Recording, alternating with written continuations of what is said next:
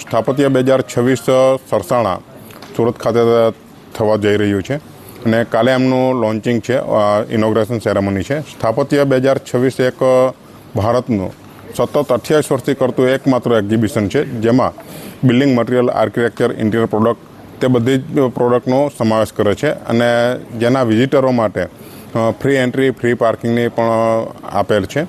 કોઈ જાતનો ચાર્જિસ લેવામાં આવતો નથી. સ્થાપત્ય 2026માં 100 કરતાં પણ વધારે પાર્ટિસિપેટો છે અને બિલ્ડિંગ પ્રોડક્ટની અંદર જે વાત કરીએ તો એમાં કંઈક ને કંઈક નવું ઇનોવેટિવ પ્રોડક્ટ પણ લોન્ચ થવાની છે અને છે.